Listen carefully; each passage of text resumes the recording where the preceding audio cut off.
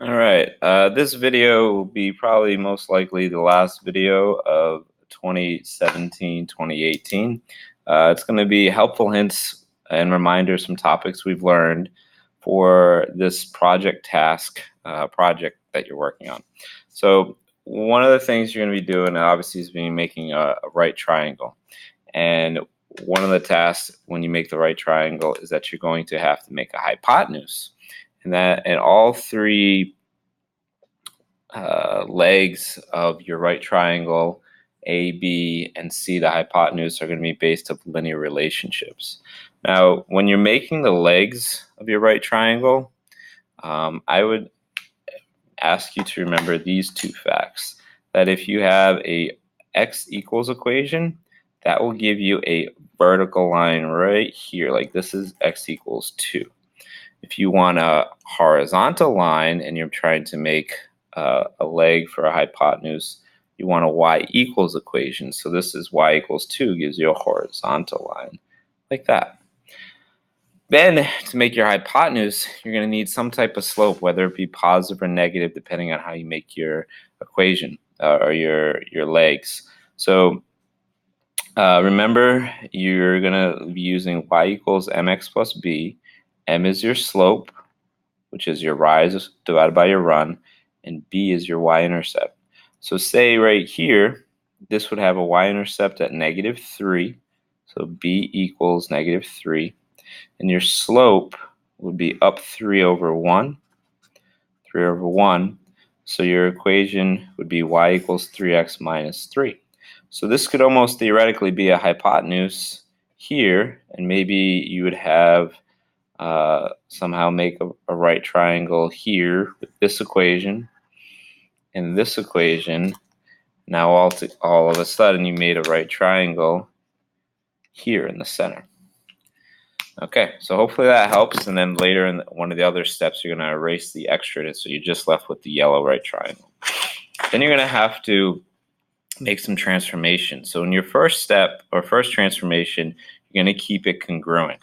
So remember, congruent shapes are exactly alike. Only translating, reflecting, and rotating are going to give you congruent figures. But for the sake of this task project, I'm going to ask that you either rotate it or reflect it. So reflect it around one of the axes right here. You would just count your points. So say this is you're reflecting over the y-axis. This would go, sorry, that was a bad line here. So let's say, yeah, right here. So here you'd go 1, 2, 3, 4, 1, 2, 3, 4, and then 1, 2, 1, 2. That's your reflection. A rotation is where you write down all the coordinates, and for this project, you'll either do a 90 degrees clockwise or 90 degrees counterclockwise. Remember, you flip the x and y, so it's yx. If it's clockwise, you make x opposite. If it's counterclockwise, you make all the y's opposite. And then for your next transformation, you're going to go back to your original triangle ABC, and you're going to do a scale factor, or a dilation, I should say.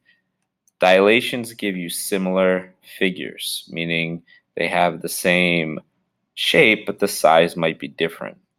So here's two examples of performing a scale factor. Here, multiply, so you write your coordinates, you multiply every number by that scale factor. So here, ABC, the scale factor is 2. You double it, and you get A prime, B prime, C prime. So your figure went from here, it became twice as big, and then it gave you a scale factor of 2 to be this triangle. And then you have a scale factor of 1/3. Here, taking all your coordinates and multiplying by 1/3 or dividing by 3, you take this larger, looks like a home base, baseball or softball, but it's a pentagon. 1, 2, 3, 4, 5, yeah.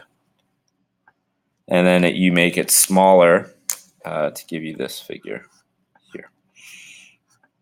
Okay.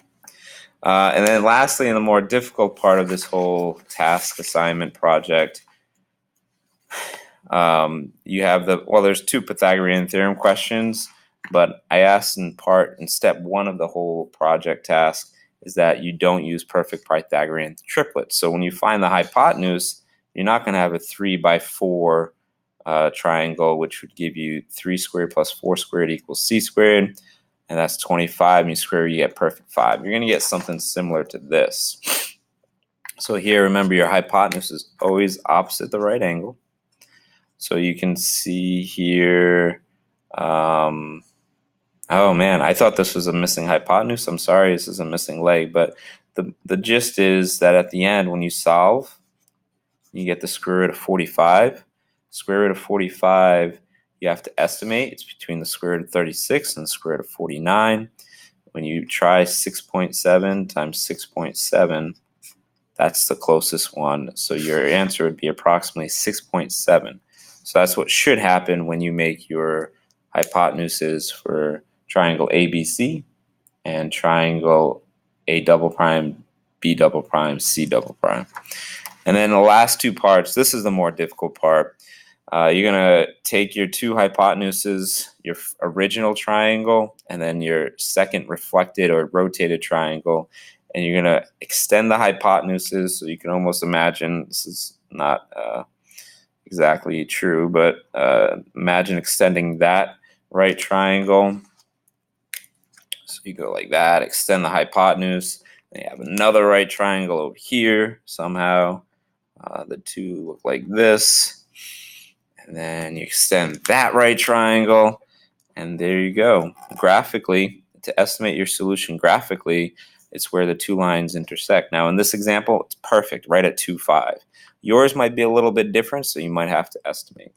Then to do it algebraically is the last part. You'll get two y equals equations from your hypotenuses. You set them equal.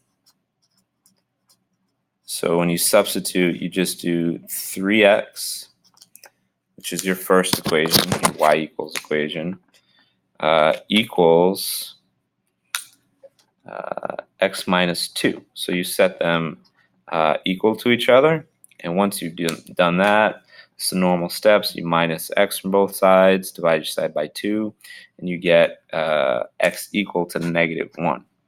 Then in steps 4 and 5, you're back subbing. So you're going to take that -1 that you got for x and back sub it, looks like, into the first equation they decide to do. So 3 times -1 is -3.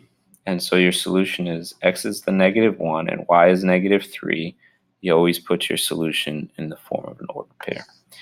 I hope this helps you complete the task, and good luck. And as always, this makes me very happy.